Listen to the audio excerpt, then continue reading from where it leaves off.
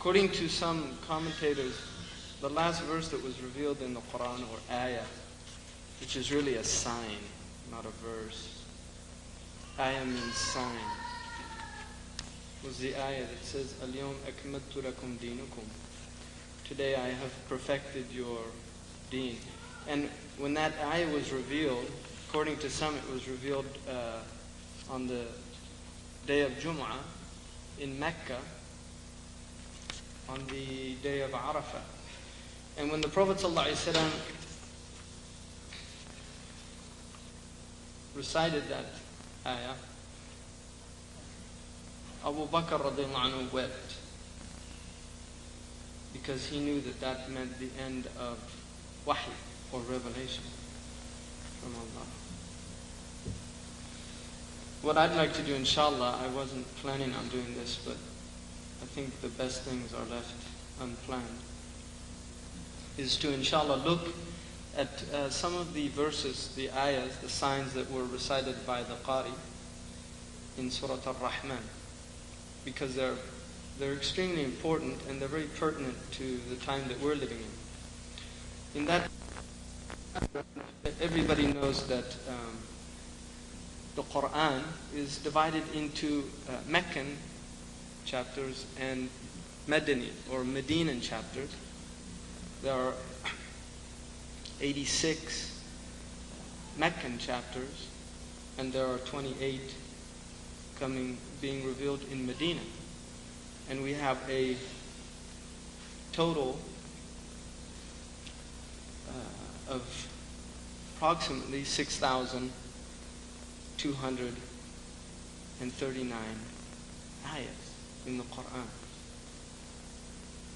And this chapter comes, it was revealed because the Quran revealed a chapter that said, actually an ayah, that said, call on the Rahman, Ad'u ar-Rahman, call on the Rahman. And the mushrikeen, the polytheists, the people worshipping idols, didn't know what that meant, ar-Rahman. What does ar-Rahman mean? So they asked, Ma ar-Rahman? What's the Rahman? Now in Arabic, the words come out of root words. You have a stem root, like rahima, which means to show mercy. And then from that root are derived words or nouns. The Rahman is what they call a sigha mubalagha, or it is a verb that shows some emphatic nature. It's a very strong form of saying merciful. We would say in English, very merciful, extremely merciful. That is the way you would say that Ar-Rahman meant. And so they asked, what is Ar-Rahman? And from this, it was revealed. Ar-Rahman. In Medina. Ar-Rahman. The merciful. And then we're told who the merciful is. Allam al-Quran. This is the first definition that Allah, according to the Muslims, tells us the nature of the merciful, that He allam al-Quran. Now, allama in the Arabic language means a few things. It comes from a root word which is alima, to know. And from that we get the word alam, which is a passive form, which means the world. In other words, that which is known. And alim, which is the active noun, which means the knower. Because the world is what we as human beings know. So to move into this allama, which is a second stem, it then becomes to teach.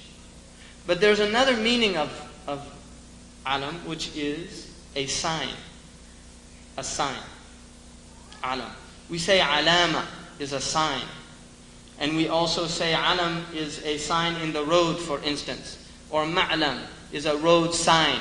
And so the Quran, allam al-Quran, can mean He taught the Quran. It can also mean He made the Quran a sign.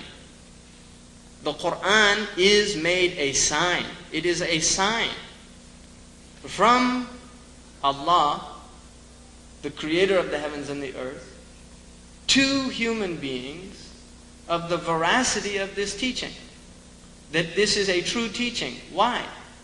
How do we know that it's true? Because of the nature of the book.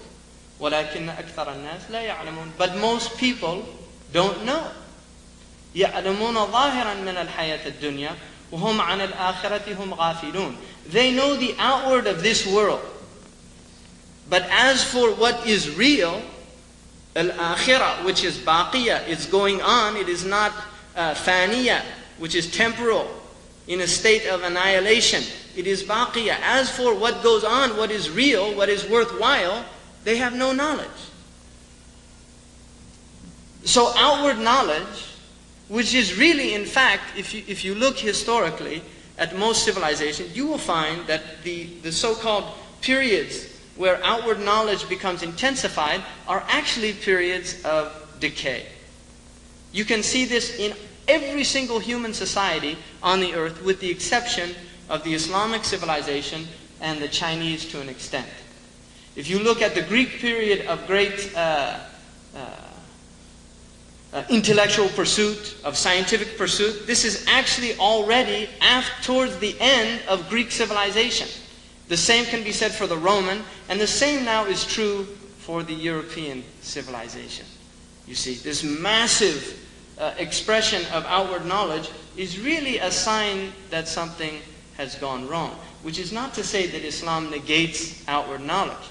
In fact, one of the fruits of Islam very clearly was outward knowledge, and that is why I said that the exception historically is the Islamic civilization, which had approximately 700 years of scientific pursuit from its very inception.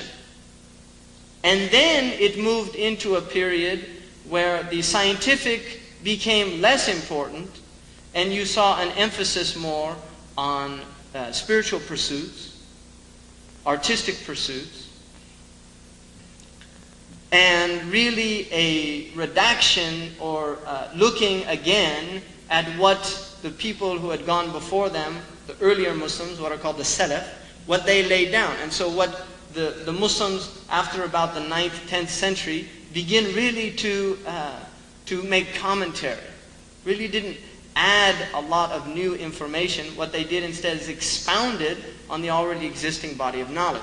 Now, in the Muslim world, many Muslims now, unfortunately, believe somehow that at the point the Muslims lost this scientific pursuit, this is the point where the civilization began to decay, and before you know it, the Europeans have conquered the Muslim world, and they've gone into a state of colonialism, and the results are what you see. In reality, the Muslims were not colonized because of any technical inferiority.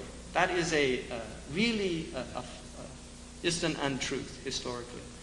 The British, for instance, ruled India with less than 150,000 at any given time. 150,000 in a country of, at that time,